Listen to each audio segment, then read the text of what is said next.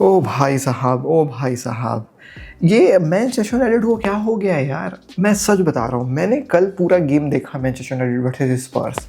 मैं अगर Manchester United fan रहता ना भाई, ये चाकू ना बहुत गलत जगह घुस गया रहता। मैं तुमको सच बात बता रहा हूँ भाई साहब। रूबन अमोरिम भाई, इतने सारे वादे, इतने सारी प्रोमिसेस, इतनी सारी बातें, और आखिरी में रिजल्ट क्या। लास्ट 12 गेम में 8 गेम हारे हैं। वर्स्ट फॉर्म चल रहा है टीम का 1964-65 से। ये सब बातें मैं कमेंटेटर को जो है वो बोलते हुए सुना हूँ। 1-0 स्पर्स से हारते हैं पहली बार 35 ईयर्स में। स्पर्स के खिलाफ मैनचेस्टर यूनाइटेड होम और अवे में हारती है। क्या खराबी है मैनचेस्टर यूनाइटेड में, थोड़ा सा समझने की कोशिश करेंगे आज के जो है वो भाई साहब मैच रिव्यू में of Manchester United versus Spurs. Although ज़्यादा डिटेल में बात नहीं करूँगा।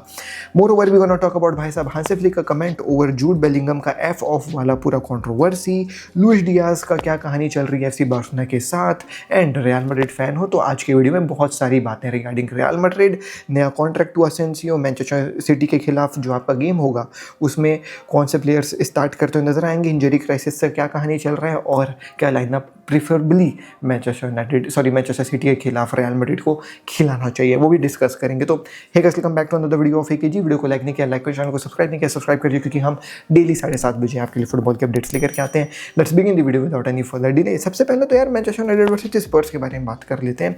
We gonna use Sofascore to भाई साहब अंडरस्टैंड दिस गेम थोड़ा सा अच्छे तरीके से, बिकॉज आई फील दैट एक चीज़ तो मैं बस एक ही चीज़ में बस ये दोनों टीम्स को दूंगा, और वो है कि ये इंजरी क्राइसिस से जूझ रहे हैं। Being really very honest, sofa score खुल चुका है, फ्री अवेलेबल ऐप है, डाउनलोड कर लीजिए। आप भी मेरे लिंक से करोगे तो मेरे को कमीशन मिल जाएगा, आपके लिए फ्री रहेगा ऐप, डाउनलोड कर लीजिएगा और बहुत आप डिटेल में पढ़ सकते हो स्टैट्स को।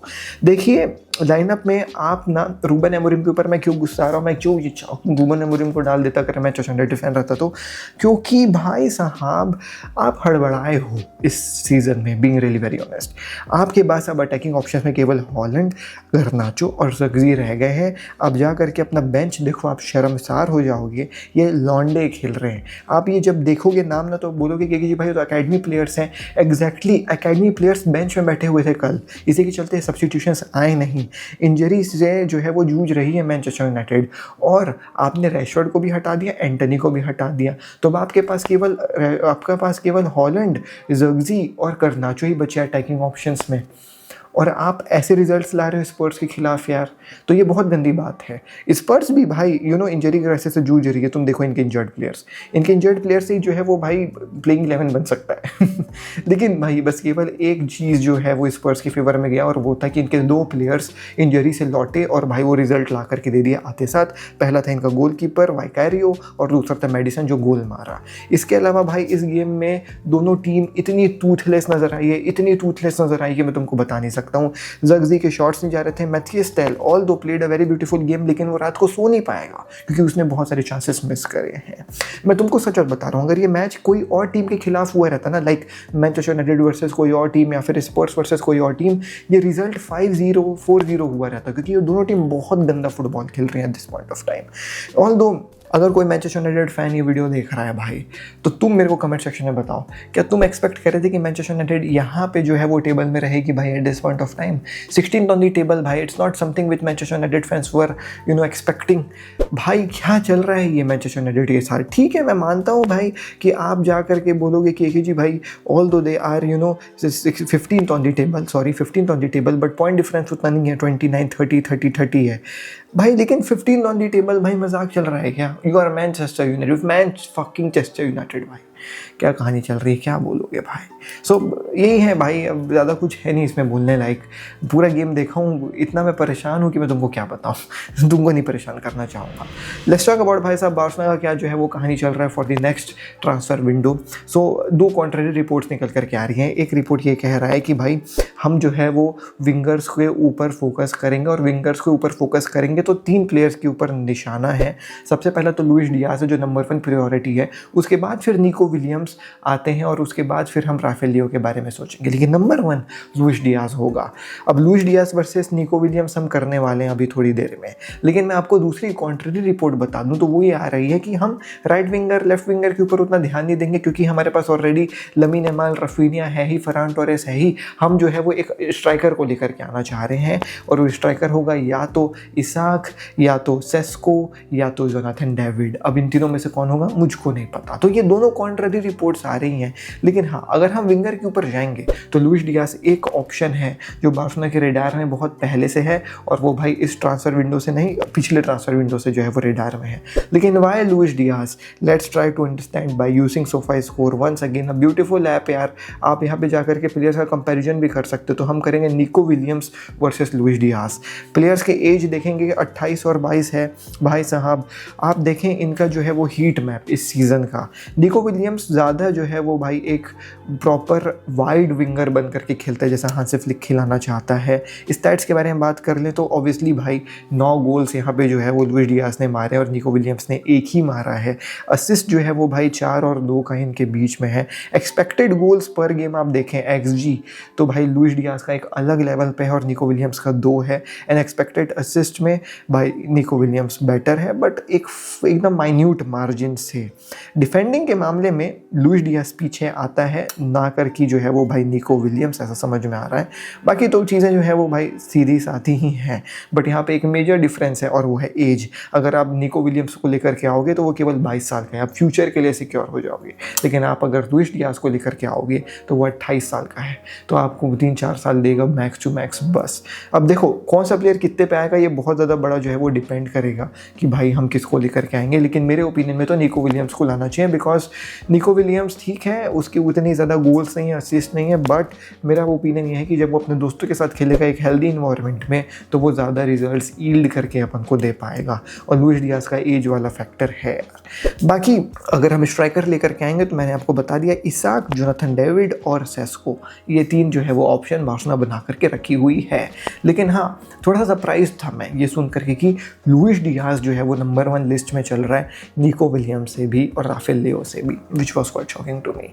अब बात कर लेते हैं अगली खबर के ऊपर, और वो है हांसी फ्लिक का कमेंट ऑन जूड बेलिंगम का, ये पूरा एफ ऑफ वाला controversy with referee. So जूड Bellingham का थोड़ा सा जो है वो क्लैरिफिकेशन आया कि मैंने FU नहीं बोला, एफ ऑफ बोला, और रेफरी जो है वो मिसकम्युनिकेशन हुआ हमारे और रेफरी के बीच में, उसने मेरे एफ ऑफ को FU समझ लिया।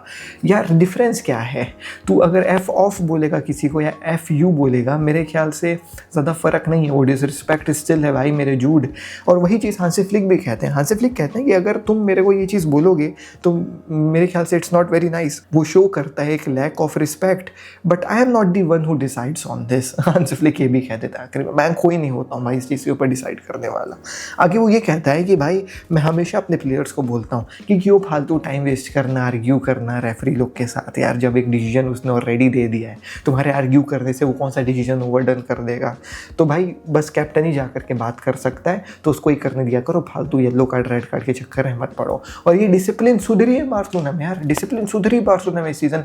पिछले सीजन तुम देख रहे थे, Xavi was the guy who used to complain about referees day and again. भाई वो आकर के भाई साहब रेफरी ऐसा रेफरी वैसा, और ये मैड्रिड फैंस हंसते थे कि hey Xavi is the only one who complains about referees, complain master है शावी, ऐसा है वैसा ये वो। आई रिमेंबर एंचेलोटी, मैं वो स्क्रीनशॉट लगाऊंगा, एंचेलोटी ने क्या बोला था कि डिस्ग्रेस है कि शावी आकर के हर मैच में कंप्लेन करता है रेफरीज के बारे में, मैं कभी नहीं ऐसा कुछ था, मेरे को याद नहीं आ रहा है, स्क्रीनशॉट आ रहा होगा, आप पढ़ लीजिएगा।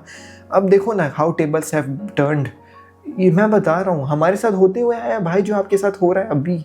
और जूड बेलिंगम ना ये जो किया है, बीइंग वेरी वेरी ऑनेस्ट भाई, विद ऑल कंसिडरेशंस असाइड, बहुत बदमाश है वो। बहुत बार ऐसी हरकतें की ऑन द फील्ड जहाँ पे उसने प्रोवोक किया है भाई प्लेयर्स को, रेफरीज को, और इट वाज कमिंग भाई, इट वाज कमिंग। पता था कि ऐसा होगा जूड बेलिंगहम के साथ। तो वो कल हो गया, नॉट वेरी सरप्राइज्ड। और इस चीज़ के बारे में हमने एक डिटेल वीडियो बनाई है, मैं फिर से रिपीट नहीं करूँगा चीज़ों को, तो आप जाकर के वो देख सकते हो। कल की दोनों वीडियोज़ में हमने बात करी इस चीज़ के बारे में। बाकी बोर नहीं करूँगा ज़्यादा आपको, बस हाँ इतना कहना चाहूँगा जाते जाते कि हांसी फ्लिक ना बहुत ही कूल कंपोज्ड आदमी है भाई। वो हांसी फ्लिक वाली वीडियो जो मैंने बनाई है जिसमें हमने हांसी फ्लिक कैसे बार्सा को ट्रांसफॉर्म किया है, उसमें एक पॉइंट मैंने दिया था कि हांसी फ्लिक मीडिया का भी फेवरेट बन गया, फैंस का भी फेवरेट बन गया, बिकॉज ही नोज़ कि कैसे मेरे को स्पेनिश मीडिया को टैकल करना है। ये स्पेनिश मीडिया वाले आकर के ना जानबूझ के ऐसे क्वेश्चंस पूछते हैं, पोक करते हैं ताकि कुछ कंट्रोवर्सी डेवलप हो। हांसी फ्लिक नोज़ एवरीथिंग, वो बहुत अच्छे से जवाब देता है और वो अच्छा जवाब आपने देखा अभी। एनीवेज लेट्स भाई साहब मूव टू दी नेक्स्ट खबर, और वो है मैड्रिड से रिलेटेड कई सारी खबरें। तो सबसे पहले तो चलो मैड्रिड फैंस बहुत ज़्यादा आप लोग दुखी हुए हो अभी पिछले कुछ दिनों में, आपको मैं थोड़ा सा खुश कर देता हूँ, और वो है कि आपके वंडरफुल डिफेंडर असेंसियो का होने वाला कॉन्ट्रैक्ट रेन्यू, और उसका कॉन्ट्रैक्ट रेन्यू जो है वो बहुत ही सून होने वाला है। Everybody is really very happy with his performances, जिसके चलते इस सीज़न के आखिरी में बचे 5-6 महीने में उसको एक अच्छा लंबा कॉन्ट्रैक्ट जो है वो रियल मैड्रिड देने वाली है। लेकिन एक कॉमेडी कर दे रहा हूँ, असेंसियो को भले जितना भी बड़ा लंबा कॉन्ट्रैक्ट दे दे रियल मैड्रिड, अगर आखिरी में कार्लो एंचेलोटी का से रहा कि किसको खिलाना है, तो वो फिर भी at the end of the day Carlo Ancelotti जो है वो डेविड एल्बा और रूड्रिगर को ही सेंटर बैक जो है वो बनाएगा, क्योंकि पता नहीं भाई कार्लो एंचेलोटी को यंगस्टर्स लोगों से क्या प्रॉब्लम है। मतलब वो अभी जो रिसेंट तुम लोग का गेम हुआ जिसमें तुम लोग ड्रॉ करे, पूरा गेम में दिख रहा है कि भाई लुका मॉड्रिच थक गया, लुका मॉड्रिच थक गया है, अबे सब्स्टिट्यूट कर दो ना, नहीं करना है, नहीं, अबे यार तो बहुत थोड़ा सा दिक्कत वाली बात है।